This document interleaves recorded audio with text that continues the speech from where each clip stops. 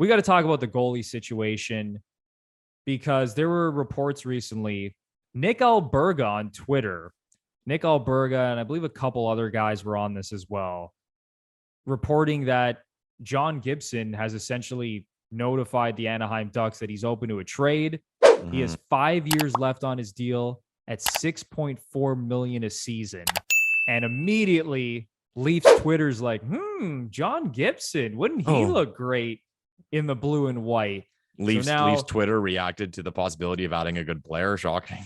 Oh my goodness. Yeah. Leafs Twitter, you knew they were going to eat that up. So now everyone's thinking that the Leafs are going to try to make a move for John Gibson. Jack Campbell, of course, is an unrestricted free agent. Petr Mrazek, the worst goalie of all time, is still on the books for 2 more years with the Toronto Maple Leafs. So what the hell is going on with this goaltending situation, Lepore? This was a hell of a segue coming off of Vasilevsky discussion. Eh? We go from talking about Andrei Vasilevsky, arguably being the greatest goalie of all time, to the Leafs going into next season with Petr Mrazek under having contract to trade something no away to get rid of our goalie. Who the starter is going to be. Awesome. Woo. What a disaster. What do you think? Like, is Campbell? I mean, we've talked about Campbell before, but do you think he's coming back? Like, what do you make of this John Gibson news? Like, is there a chance the Leafs go after him? What the hell is going to happen? Who's going to be the starting goalie for this team? Game 1 next season. I think the Campbell ship has sailed. The guy, he's not young and he hasn't made a lot of money in his career. So I think he's got to go where he can get his payday. There's been a lot of rumors. The Sabres, I've heard rumors about Edmonton, depending on their situation there with Smith. So I think the Campbell thing in Toronto is done. Toronto will do everything in their power to get rid of Petr Mrazek. Now we can have a discussion about, what they should be willing to give up if it comes to that to get rid of him. But I think at the end of the day, that's a lot of cap space. And this is a good team right now. So if it's going to cost you something, even if it's pretty good to get rid of him, I think you have to do it. As for who I think their goalie is going to be, it's tough. Like, Gibson is kind of like a shiny toy right now, but I think everyone should step back for a second. So for the last 2 years, he hasn't been very good. Okay. Now people will be quick to point to 2 things. They'd be quick to point to the Ducks have not been a good team. They got a young offensive team that they're building, and the Ducks will be good, I'm sure, in the not so distant future, but they're a team that's not very good in their own end. So it's hard to pin it on the goalie. Okay. So people could say, you know what? He's not really playing for a team that's built to put him in a good situation. That's fair. And they would add the last 2 seasons have been very weird. I mean, we had the scheduling this year was a little different. We had last year with the divisions. I mean, even like how the season before that was just wacky altogether, if we want to go even deeper. So with 5 years left at $6.5 million, this to me is a perfect example of a deal, or a trade, I should say, that I step back and I look at it. And how I rate a move is how much of a deal is banking on hope. And I look at this deal with Gibson. How much of this deal is banking on hope? Because you can make whatever excuse you want and they might be valid, but he has not been very good for 2 years. Okay. So you have a goalie coming in who hasn't been very good in recent seasons, costs $6.5 million, and he's a shiny toy. So what will you have to give up to get him? I think those are the 3 things to me.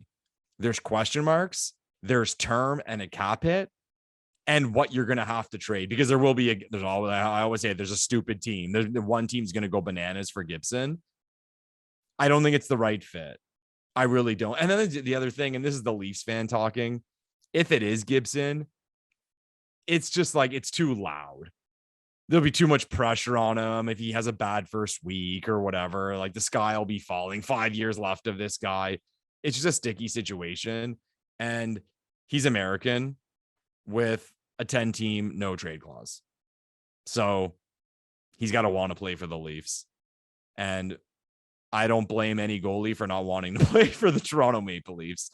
And they're my favorite team and I love them, but if there's a goalie, and people know what I mean by this, even being an American goalie, didn't grow up with the whole GTA Hockey Night in Canada thing. If he's got no interest in playing for the Toronto Maple Leafs, especially coming from a place like Anaheim, sunshine and no pressure, I won't blame him.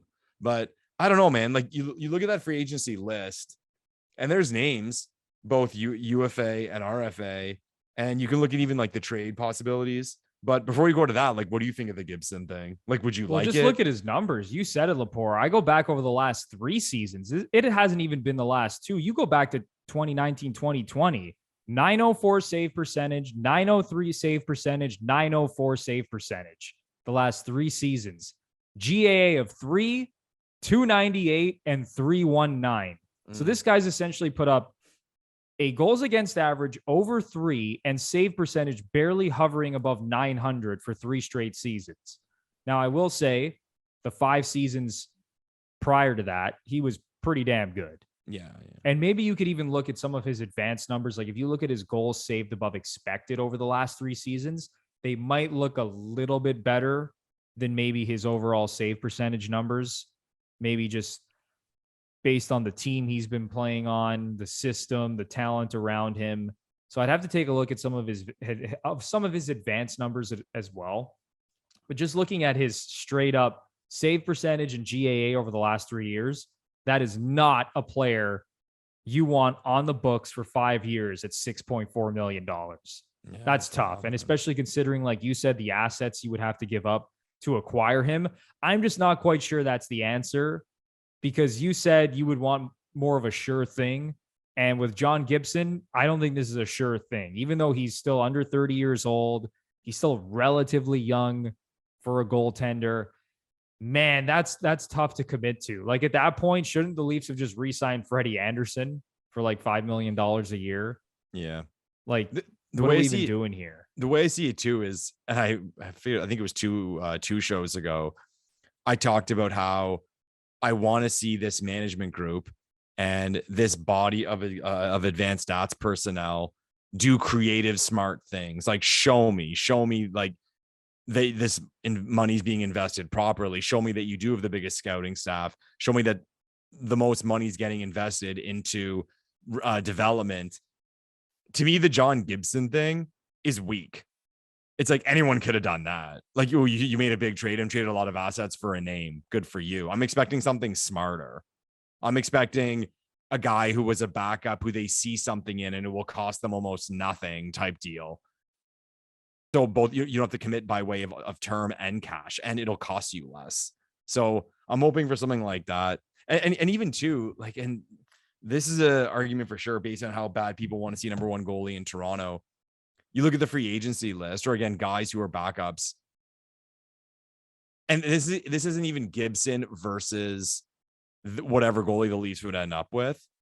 But it sounds weird, but I'd almost be willing to accept less of a goalie if I don't have to commit that kind of money for 5 years and give up those kind of assets. Like, and I'm trying to quantify it in a certain way. Like, say Gibson's in the category of very good. I'll take a good goalie that I get for free for less money, and it doesn't cost me anything on like a 2-year deal. It's tough because there's probably a lot of people yelling at you and I right now but look, like, how can you win a Stanley Cup without a good goalie? Look what Vasilevsky's done the last 3 years. How are the Leafs going to win anything with Jack Campbell or Petr Mrazek or one of these, let's say B tier goalies in free agency? Like, how can they possibly win a Stanley Cup? And then you look at Colorado, they made it to the Cup final with Darcy Kemper, who I think is actually a really solid goalie, and same with Pavel Francouz, but no one's putting them in like the A tier of goaltenders good, in the NHL, right? But I'm looking at this free agency list, Lepore, with these goalies. Honestly, man, there's not that many good names out there. Like, okay, Marc-Andre Fleury's a free agent. A long list. It's not a good list. Yeah. No one, or Mikko Koskinen, didn't he just sign in like Switzerland or something? He did. I saw that this morning. Yeah, so he's gone. And then looking at some other names here, Darcy Kemper is an unrestricted free agent. Maybe he's going to win a Stanley Cup in the next couple of weeks. Some other names, Jaro Halak, Braden Holtby, who honestly I don't want to call him washed. He had he had sort of a bounce back season this year. Martin Jones, David Riddick, Casey DeSmith. Big save, Dave. Casey DeSmith is pretty intriguing because he's been pretty solid for the Pittsburgh Penguins. But I mean, you go down that list. I mean, those are really the top guys. Yeah. Two that have jumped out to me, and I've heard a little buzz, is from the Coyotes of Vamelka, and from the Flames of Vladar. Those are two names like good backups that people may see potential. They could be number one goalies in the NHL. But again, like you're taking a chance. But to me, I think I'm almost not picking a side with it. No, I am picking a side. I'm saying I don't want to give up a crazy amount for a goalie, because any goalie that you get, there's going to be a lot of risks and question marks, and it's a short series. And I know people don't want to hear this. You always hear this saying like, oh, like goalies are voodoo. The Toronto Maple Leafs are run heavily on advanced statistics. Most of the geeks say you shouldn't spend on a goalie because it's too haywire. It's too, in most cases, it's too volatile. Like here we talk about, like Vasilevsky. It's like, yeah, we'll go get one of those. Yeah, he's a unicorn. Like we literally just said he's maybe the best goalie of all time. Like not even in the league. Or like, ooh, get Shesterkin.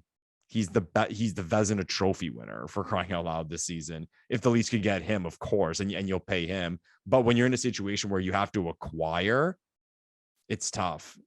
It's tough. Yeah, so you'd rather draft and develop or find these guys in Europe or something like that, right? Yeah. Like imagine right now, I was telling someone the other day, imagine right now the Leafs just had a capable average goalie on an entry-level deal. Oh my God. Oh, it'd be incredible. It'd be incredible. And like and to me, it's like make something like that happen, because that's ideal. And that's something you're in control of. I mean, you can't just.